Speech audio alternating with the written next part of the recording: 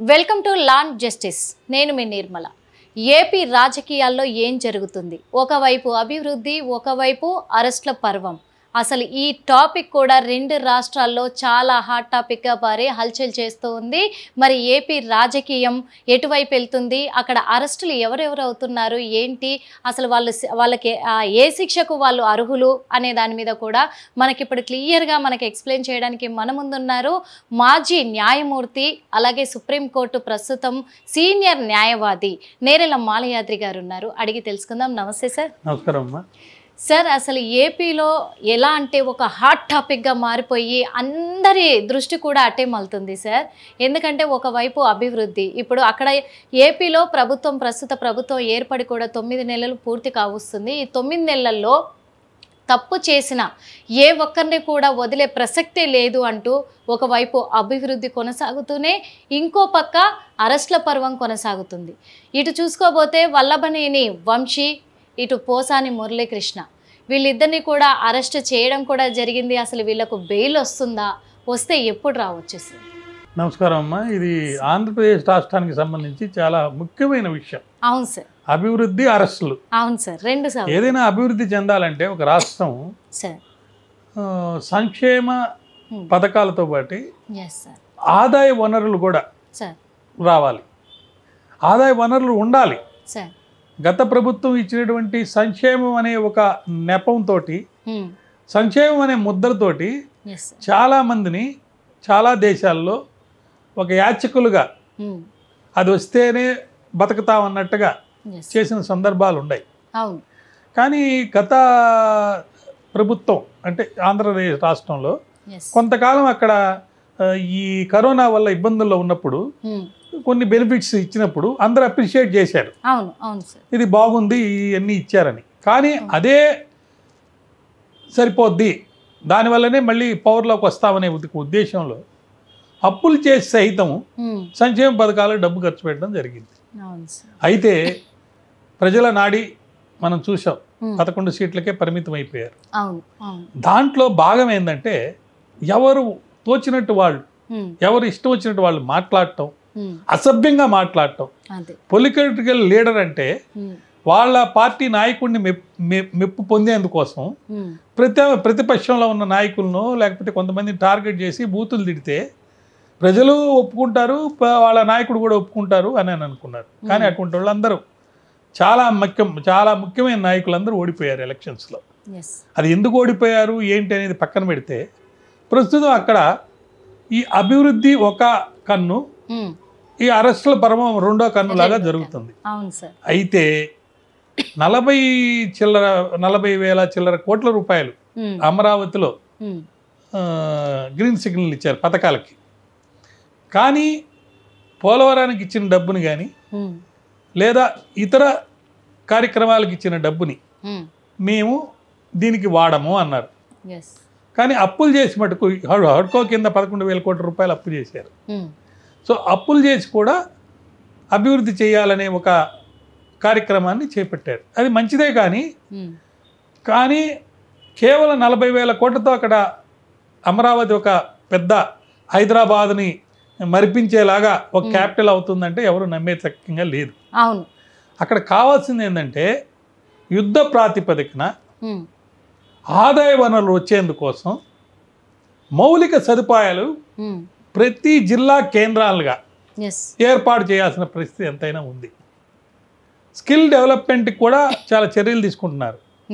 కానీ కేవలం skill develop చేసేదే కాకుండా స్కిల్ ఉన్న వాళ్ళకి వర్క్ ఉండాలి అంటే ఇండస్ట్రీస్ రావాలి. ఆ ఇండస్ట్రీస్ వచ్చే దానికి మరి ఎంత పోరాటం చేసినా కానీ మరి స్పెషల్ స్టేటస్ అనేది రాలా. స్పెషల్ స్టేటస్ వస్తే చాలా వరకు బెనిఫిట్ అనేది అక్కడ వస్తుంది.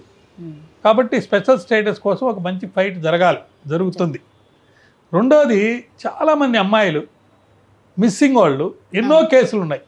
కొన్ని 9-10 కేసులు ఛేదించినట్టుగా నేను విన్నాను. మిగతా కేసులన్నీ ఏమైనాయి? వాటి మీద లా అండ్ ఆర్డర్ సంబంధించిన మినిస్టర్ గారు తగు చర్యలు తీసుకొని వాళ్ళందరినీ ట్రేస్ చేయాల్సిన బాధ్యత ఎంతైనా ఉంది. దాంతోపాటు ఈ మధ్య కూడా ఒక మర్డర్ జరిగింది. తెలుగుదేశం పార్టీ నుంచి తండ్రి నాయకుడయ్యాడు. గతంలో ఆయన అవును. వైఎస్ఆర్సీపీ నుంచి మార్చి వచ్చాడని, అతను చంపారని. అంటే లా అండ్ ఆర్డర్ పరిస్థితి ఎలా ఉందని చెప్పేదానికి మీకు చెప్తున్నా. ఈవెన్ తెలుగుదేశంలో వచ్చినంత మాత్రాన, తెలుగుదేశం నాయకుడు అయినంత మాత్రాన ఆయన చంపేయాల్సినంత ఆయన్ని కూడా వదిలేదు లేదు, ఆయన అయినా చంపుతున్నారు. అంటే నా ఉద్దేశం ఏంటంటే కేవలం గవర్నమెంట్లో ఉన్న అధికారంలో ఉన్న పార్టీలో చేరిపోతే మమ్మల్ని ఎవరు చంపరు, మా మీద ఏం నేరం జరగదు అనుకుంటే కుదరదు అనేదానికి చెప్తున్నా. ఇకపోతే వల్లభనేని వంశీ, పోసాని మురళీకృష్ణ, అదొక విధంగా వాళ్ళు చేసిన తప్పులకి వాళ్ళకి ఈ విధంగా కేసుల్లో వాళ్ళు ఇరుక్కొని బెయిల్ ఎప్పుడు వస్తుందా అనే ప్రశ్న పెద్ద సమస్యగా అనేది వచ్చింది. ఇక్కడ ఏంటంటే రెండు విషయాలు. ఒకటి, రిమాండ్ చేసేటప్పుడు ప్రతి న్యాయమూర్తి ఏ సెక్షన్లు పెట్టారు అనేది చూస్తారు. కొన్ని సెక్షన్లు ఎలా ఉంటాయంటే అబౌవ్ 7 years ఉంటాయి పనిష్మెంట్. అబౌవ్ 7 years ఉన్న పనిష్మెంట్ ఉన్న కేసుల్లో అతనికి బెయిల్ రాదు, కొంచెం లేట్ అవుతుంది. కానీ ఈ మధ్య పోసాని మురళీకృష్ణ గారి ఒక బెయిల్ అప్లికేషన్లో రిమాండ్కి సంబంధించి ఒక ఆర్గ్యుమెంట్ జరిగినప్పుడు ఇతని మీద ప్రస్తుతం ఉన్న బిఎన్ఎస్ యాక్ట్ కింద బిలో 7 years మాత్రమే మరి పనిష్మెంట్ ఉన్న సెక్షన్ అట్రాక్ట్ అవుతుంది, మిగతా సెక్షన్లు కావు అని చెప్పి తీర్పిచ్చినందువల్ల సుధాకర్ రెడ్డి గారు మేము బెయిల్ అయిపోతున్నాం అన్నారు. కానీ విచిత్రం ఏంటంటే ఒక కేసులో బెయిల్ వచ్చేసిన పరిస్థితి వచ్చినప్పుడు ఇంకా వేరే కేసుల్లో కూడా అరెస్ట్ అవుతుంటాం, వేరే కేసులు పెడుతున్నారు. ఆ వేరే కేసులలో కూడా మళ్ళీ అరెస్ట్ అవుతూనే ఉన్నారు, మళ్ళీ బెయిల్ వస్తుంది, మళ్ళీ అరెస్ట్. అంటే నేను చెప్పేది ఏంటంటే ఆయన కూడా ఒక ఇంటర్వ్యూ నేను చదివాను, నాకు ఆత్మహత్య శరణ్యం, నా ఆరోగ్యం బాగలేదని చెప్పి విలపించడం, ఏడవడం అవన్నీ చూసాం మనం. ఇక్కడ ఏంటంటే కాయిన్కి వన్ సైడే మనం చూడటానికి లేదు. ఇప్పుడు కేసెస్ అనేవి పెట్టినప్పుడు అన్లెస్ ఇన్వెస్టిగేషన్ జరిపి అతని ఇన్వాల్వ్మెంట్ ఎంత ఉందో చూసుకొని దాని ప్రకారం మాత్రమే అరెస్ట్ అనేది జరుగుతుంది. ఇప్పుడు వాళ్ళ మీద ఎన్ని కేసులు ఉన్నాయి, ఈ 5 ఏళ్ల అధికారంలో ఉన్నప్పుడు ఎప్పుడెప్పుడు ఏం మాట్లాడారు, వాళ్ళు ఏమి కత్తి తీసుకొని ఎవరిని పొడవలా, మాటలతోటి వాళ్ళు ఇష్టం వచ్చినట్టు మాట్లాడి చేశారనేది ఒక వాదన, ఒక అలిగేషన్. కాబట్టి ప్రస్తుతం ఉన్న కేసుల్లో ఒక 10-15 రోజుల్లో పోసాని మురళీకృష్ణ గారికి బెయిల్ వచ్చే అవకాశం అయితే ఉన్నాయి. మరి కొత్త కేసులు ఏం పెడతారు, ఇంకా ఏ వాటిలో ఇన్వాల్వ్ అయ్యారు అనేది మటుకు ఇంకా ప్రస్తుతానికైతే అవగాహన అనేది రాలేదు. కాకపోతే మన వల్లభనేని వంశీ మీద మటుకు ఎస్సీ ఎస్టీ కేసుకు సంబంధించి ఒకటి పెద్ద కేసు ఒకటి February 13, 2025లో ఆయన అరెస్ట్ చేశారు. తెలుగుదేశం పార్టీ ఆఫీస్ మీద అటాక్ చేశాడని చెప్పేది ఆ కేసులో ఇదనమాట. దాంట్లో ఎస్సీ ఎస్టీ యాక్ట్ కూడా ఉంది. సో భారతీయ న్యాయ సంహిత కేసులోకి సంబంధించి వంశీ గారి మీద ఇచ్చినటువంటి వాటిల్లో బెయిల్ వచ్చేదానికి అవకాశం ఉంది. ఎస్సీ ఎస్టీకి సంబంధించి పెట్టిన కేసులు ఉన్నాయి కాబట్టి దాంట్లో కేవలం 6 months to 5 years ఆయనకి ఇంప్రిజన్మెంట్ ఉంది. కాబట్టి వల్లభనేని వంశీ గారికి సుమారు నేను అనుకోవటం 13 February కాబట్టి ఒక 3 months to 6 monthsలో ఆయనకి వచ్చే అవకాశం ఉంది. కాబట్టి ఆయనకి ఏమన్నా వస్తే బహుశా మార్చి, ఏప్రిల్, మేలో రావచ్చు ఆయనకి బెయిల్. మేలో ఇప్పుడున్న కేసులు అన్నిట్లో కనుకైతే, అన్లెస్ ఆయన సుప్రీంకోర్టుకు పోయి ఏదైనా ఇన్వాల్వ్మెంట్, ఇంటర్ఫియరెన్స్, ఇదిగో నా ఈ కేసులో నేను లేనని ఒక వాదన కూడా ఉంది. ఆయన డైరెక్ట్గా అక్కడ లేడు కాబట్టి ఈ కేసులో ఆయన్ని ముద్దాయిగా చేయడం అనేది రీజన్ రివెంజ్ అనేది కూడా ఒకటి ఉంది. అయితే పోసాని మురళీకృష్ణ అనే ఆయన్ని మటుకు February 27 అరెస్ట్ చేశారు. ఆయన దాంట్లో మణి అని నాన్ బెయిలబుల్ కేసెస్ చాలా కేసులు పెట్టారు ఈయన మీద. ఈ కేసులన్నీ మనం ఒక్కసారి కనుక మనం చదివితే అన్నీ కూడా ఈయన ఫాల్స్ స్టేట్మెంట్స్ ఇచ్చాడని, అంటే అబద్ధమైనటువంటి సంగతులతో స్టేట్మెంట్స్ ఇచ్చాడని, క్రిమినల్ ఫోర్స్ తోటి పబ్లిక్ సర్వెంట్స్ని, గవర్నమెంట్ సర్వెంట్స్ని కూడా డెటర్ అంటే భయపించేటట్టు బిహేవ్ చేశాడని, తర్వాత ఈయన చేసిన నేరాలకి 7 ఏళ్ల కంటే ఎక్కువ పనిష్మెంట్ ఉంది కాబట్టి ఈయన బెయిల్ మీద బయటికి తేవద్దని చెప్పి చాలా కేసులు ఈయన మీద జరిగినాయి. ఓకే. అట్లే ఈ మధ్య రామ్ గోపాల్ వర్మ గారికి కూడా ఒక చెక్ బౌన్సింగ్ కేసులో శిక్ష పడింది. 3,72,000 కట్టమని చెప్పి కాంపన్సేషను, అది కట్టకపోతే 3 ఏళ్ళు ఫైన్ అనేది అదొక కేసు. కొడాలి నాని మీద కూడా 2019 ADR రిపోర్ట్ అని ఒకటి ఉంది. ఆ 152, 353, 426 సెక్షన్ల మీద పెట్టిన కేసు ఒకటి గతంలో అతని మీద ఉండింది. ప్రస్తుతానికైతే ఆయన్ని అరెస్ట్ ఇంకా చేయలేదు. అంబటి రాంబాబు మీర్ గారు కూడా ఈయన పొలిటికలీ మోటివేటెడ్ అని, ఈయన కొన్ని statements violation of freedom of press లేకపోతే రైట్ టు ఫ్రీడమ్ ఆఫ్ స్పీచ్ని వైలేట్ చేసి ఇష్టం వచ్చినట్టు మాట్లాడారని చెప్పేసి ఆయన మీద కొన్ని కేసెస్ రిజిస్టర్ అవుతున్నట్టుగా మనకు తెలుస్తుంది. అయితే ఇక్కడ నేను ఒక విషయం మీకు చెప్పేది ఏంటంటే, ఇప్పుడు మర్లపాలెం డిస్ప్యూట్లో జాస్తి మురళీకృష్ణ అనే ఆయన ఒక కేసు పెట్టాడు వల్లంనేని వంశీ మీద. ఓకే. అతను 18 ఎకరాల పాండ్ పంకాల చెరువు అనే దాన్ని కొట్టేశాడని. ఓకే. అది కూడా చాలా సీరియస్గా ఒక కేసు. రామ్ గోపాల్ వర్మ గారి మీద చెక్ బౌన్సింగ్ కేసు కాకుండా ఈయన చంద్రబాబు నాయుడు గారిని, ఆయన కొడుకు నారా లోకేష్ని, బ్రాహ్మణ్ని సోషల్ మీడియా వేదికగా ఇతను చాలా డెరగేటరీగా మాట్లాడాడు, ఇబ్బందికరమైన మాట్లాడని చెప్పేసి ఒంగోలులో పోలీస్ స్టేషన్లో ఒక కేసు ఆయన మీద పెట్టారు. ఇట్లాంటి కేసులో ఇంకా 2-3 కేసులు ఆయన మీద సేమ్ కంటెంట్ మీద పెట్టుంటే వాటన్నింటినీ కలపాలని చెప్పేసి ఇది చేస్తే నోటీస్ ఇచ్చారు. ముందు వెళ్ళలేదు ఆయన, తర్వాత వెళ్ళి అటెండ్ అయ్యాడు. ఫ్రెష్ నోటీసెస్ మళ్ళీ ఇచ్చారు ఈయనకి. ఆయన కమ్మరాజ్యంలో కడప రెడ్లు అనే ఒక కేసుకు సంబంధించి కూడా ఈయనకి మళ్ళీ నోటీస్ ఇచ్చి క్వశ్చన్ చేయాలి మీరు రండి అని చెప్పి అడగడం జరిగింది అనమాట. సో మొత్తం మీద ఏంటంటే ఈ కేసులన్నింటిలో మనకు ఒక విపరీతమైనటువంటి డిస్కషన్ ఎందుకు వచ్చిందంటే, సంక్షేమ పథకాలు అనేవి జరుగుతూ ఉంటే లా అండ్ ఆర్డర్ అనేది స్ట్రిక్ట్గా ఇంప్లిమెంట్ చేస్తున్నారు కాబట్టి అభివృద్ధి దిశగా రాష్ట్రం ముందుకెళ్తుంది అని చూపించేదానికి ఈ కేసులు పనికొచ్చినాయి. అంటే కేసులు పెట్టడం అంటే చేసిన తప్పుకి శిక్ష మీరు పడాల్సింది, అంటే చట్టం అనేది అమలు జరుపుతున్నామని చెప్పేదానికి.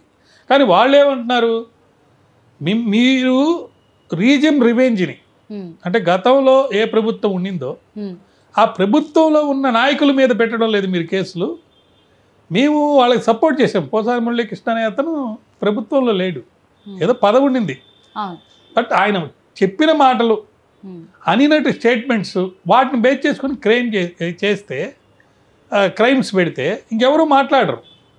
ఫ్రీడమ్ ఆఫ్ ప్రెస్ అనేది పోద్దని చెప్పి ఒక వాదన కాదు. Freedom of the press misuse చేశారు కాబట్టి చంద్రబాబు నాయుడు గారు అసెంబ్లీలో బయట కూడా స్టేట్మెంట్ ఇచ్చారు, చెప్పారు సార్. ఏమంటున్నారంటే, గత ప్రభుత్వంలో ఉన్నప్పుడు అన్ని అక్రమాలే జరిగినాయి కాబట్టి తప్పు చేసిన ఎవరిని వదిలిపెట్టేదే లేదు, అందరినీ కూడా జైలుకు పంపిస్తాం అని ఒకటి చెప్పారు, స్టేట్మెంట్ పాస్ చేశారు.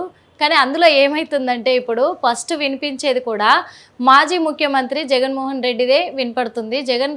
జగన్మోహన్ రెడ్డితో పాటు రోజా పేరు, అంబటి శ్రీని పేరు, అట్లాగే కొడాలి నాని, వీళ్ళందరిది కూడా వినబడుతున్నాయి పేర్లు. మరి అంటే వీళ్ళకు ఒకవేళ కేసు నమోదైతే గనక వీళ్ళకి ఎలాంటి శిక్షలు పడే అవకాశం? ఇటు తెలంగాణ రాష్ట్రంలో కాంగ్రెస్ ప్రభుత్వం కానీ, ఆంధ్ర రాష్ట్రంలో చంద్రబాబు ప్రభుత్వం కానీ కేసుల విషయంలో వాళ్ళు చాలా టాక్టిక్ తోటి, అంటే మేము అరెస్ట్ చేయటం లేదు, ఎఫ్ఐఆర్ పెడుతున్నాము, ఇన్వెస్టిగేషన్ చేస్తున్నాము, చట్ట ప్రకారమే అరెస్టులు జరిగినాయి. గతంలో అలా లేదు. రఘురామకృష్ణరాజు గారి మీద కానీ లేకపోతే ఇంకా ఇతరుల మీద కేసులు పెట్టి అరెస్ట్ చేసి జైల్లో పెట్టినప్పుడు చట్టానికి వ్యతిరేకంగా చట్టం ఫాలో కాకుండా చేశారు. మేము అలా అయితే వెంటనే అరెస్ట్ చేసేవాళ్ళం కేసీఆర్ను, కేటీఆర్ను అని ఈయన, లేకపోతే జగన్మోహన్ రెడ్డి ఈ పాటికి అరెస్ట్ చేసేవాళ్ళు, మాకు రివెంజ్ తీసుకోవడానికి కాదు, చట్ట ప్రకారం అన్నారు. దాంట్లో భాగమే ఈ లిక్కర్ కేసులో అరెస్టులు, లేకపోతే ప్రెస్కి సంబంధించిన ఐ డ్రీమ్ సంబంధించిన ఒక ఓనర్ని మీద చర్యలు, లేకపోతే ఇంకా వాసుదేవరావు రెడ్డి ఎవరో, అట్లా చాలా మంది మీద అరెస్టులు కానీ, లేకపోతే వాళ్ళు భయపడి తప్పించుకొని కొంతమంది వేరే దేశాలకు వెళ్ళిపోయిన వాళ్ళు, వీళ్ళందరికీ సంబంధించి ఏంటంటే చట్ట ప్రకారం మేము అభివృద్ధిలో భాగంగా తప్పు చేసిన ప్రతివాడికి శిక్ష పడే విధంగా మేము చేస్తున్నామని చెప్పుకుంటున్నారు వాళ్ళు. కానీ కొన్ని అరెస్టులు చూస్తే కొన్ని కేసులు చూస్తే ఉదాహరణకి పోసాని మురళీకృష్ణ కొన్ని సందర్భాల్లో ఇన్ని రోజులు ఒక ఆయన కత్తితో ఎవరిని పొడవలేదు, మాటలతో తిట్టాడు కాబట్టి ఇన్ని రోజులు పెట్టాలా లోపల అనేది ఒక డిస్కషన్ అనేది జనంలో నడుస్తుంది. కానీ అక్కడ ఏమవుతుందంటే గత ప్రభుత్వం ఉన్నప్పుడు వీళ్ళు ఏమన్నా కూడా వీళ్ళ మీద కేసులు పెట్టలేదు. అటువంటప్పుడు ఇప్పుడు కొత్తగా వచ్చిన గవర్నమెంట్ కేసులు పెట్టినప్పుడు దానికి పరిశోధన జరగాలి. ప్రతి కేసు మీద ఎఫ్ఐఆర్ ఇచ్చిన తర్వాత ఇన్వెస్టిగేటింగ్ ఆఫీసరు సాక్ష్యాలను సేకరించాలి. ఆ సాక్ష్యాలు సేకరించే దాంట్లో బలమైన సాక్ష్యాలు ఉంటే తప్ప పెద్ద సెక్షన్ల కింద కేసు పెట్టేదానికి లేదు. అప్ టు 7 years దాకా పనిష్మెంట్ పడే కేసులు పెడితే వెంటనే బెయిల్ మీద వచ్చేస్తారు. కాబట్టి ఈ పరిస్థితుల్లో ఆంధ్ర రాష్ట్రంలో మీరు అనుకున్నంత తొందరగా అంత ఈజీగా జగన్మోహన్ రెడ్డిని అరెస్ట్ చేసే పరిస్థితి అయితే లేదు ప్రస్తుతానికి. ఆయనకి సంబంధించి కాంక్రీట్ ఎవిడెన్స్ కనుక ఉంటే అది కూడా ఆయన డిశ్చార్జ్ చేసిన పబ్లిక్ డ్యూటీస్కి సంబంధించి యాజ్ ఎ చీఫ్ మినిస్టర్గా అతను తప్పు చేశాడు అని చెప్పి చూపించి ఏదో మనీ లాండరింగ్ యాక్ట్ కిందనో డిఫరెంట్ యాక్ట్స్ కింద కేసెస్ వస్తే ఆయన బెయిల్ కూడా రానటువంటి సెక్షన్ల కింద మరి అరెస్ట్ చేసే అవకాశం ఉంది. ప్రస్తుతానికైతే మీరు చెప్పిన వాళ్ళ పేర్లు అందరూ ఎవరైతే ఉన్నారో వాళ్ళ మీద పరిశోధనలోనే కేసులు ఉన్నాయి కానీ అరెస్ట్ చేసే స్థాయికి లేదు, మరి సాక్ష్యాలు సేకరించినట్టుగా నాకేం సమాచారం లేదు, ఇంకా లేదు. యాక్చువల్గా ముఖ్యంగా చెప్పాలంటే ఇప్పుడు అరెస్ట్ అయిన పోసాని గారి కేసు మాత్రం మరి ఇంకా ఎన్ని రోజులు కొనసాగే అవకాశం ఉంది? అసలు బెయిల్ వస్తే కనుక ఎప్పుడు రావచ్చు తనకి? నేను చెప్పాను ఇప్పుడు ఆయన మీద ఉన్న కేసుల్లో ఒక 10 నుంచి 15 రోజులు ఆయన మీద ఉన్న కేసులో ఆయన బయటికి రావచ్చు. కానీ కొత్తగా ఏం కేసులు వస్తాయి, వీళ్ళు ఎప్పుడు ఎవరు ఏం మాట్లాడారో వాటికి సంబంధించి ఎఫ్ఐఆర్లు రిజిస్టర్ అయ్యాలేవా? ఇప్పుడు మన రామ్ గోపాల్ వరం మీద ఒకే ఇష్యూ మీద 3 కంప్లైంట్ వచ్చినాయి. సో అన్నీ కలపమన్నారు. అట్లా ఒకే ఇష్యూగా కాకుండా డిఫరెంట్ చాలా సందర్భాల్లో చాలా స్టేట్మెంట్స్ వీళ్ళు ఇచ్చున్నారు. దేనికి సంబంధించి ఏ కేసులు పెండింగ్ ఇప్పుడు ఉన్నాయో పెండింగ్ ఉన్న కేసుల్లో అయితే 10-15 రోజుల్లో బయటికి వచ్చే పరిస్థితి అవకాశం ఉంది. కానీ కొత్త కేసులు ఏమైనా వస్తే మళ్ళీ పరిశోధన మళ్ళీ వాటిలో బెయిల్లు అన్నీ చేసే అవకాశం ఉంటుంది. చూశారు కదా, మరి ఏపీ రాజకీయాల్లో కొనసాగుతున్న ఈ అరెస్టుల పర్వం, అభివృద్ధి పర్వం, ఈ రెండు కూడా రసవత్తరంగా సాగుతూనే ఉన్నాయి. అక్కడ మరి పోసాని మురళీకృష్ణ విషయానికి వస్తే తన మీద కేసులు, ఒక కేసు బెయిల్ వస్తే ఇంకో కేసు నమోదవుతుంది. కాబట్టి ఇప్పటి వరకు ఉన్న కేసులన్నీ కూడా దృష్టిలో పెట్టుకుంటే ఈ కేసుల వరకే పరిమితం అయితే 10-15 రోజుల్లో బెయిల్ వచ్చే అవకాశం ఉంది. కానీ ఈ కేసులే పరిమితం కాదు, ఇంకా కొత్త కేసులలో కూడా తన ఇన్వాల్వ్మెంట్ ఉంది అని తెలిస్తే మాత్రము ఈ కేసులకు సంబంధించి బెయిల్ వచ్చే లోపే మళ్ళీ ఆ కేసు మీద తన జైలుకి వెళ్ళే అవకాశం మళ్ళీ ఉంది. కాబట్టి ఇప్పుడప్పుడే కూడా ఇంకా బయటకు వచ్చే అవకాశం అయితే కనిపించట్లేదు ఎక్కడ కూడా అని మనకు క్లియర్గా చెప్పారు. అప్పటి వరకు చూస్తూనే ఉండండి లా అండ్ జస్టిస్.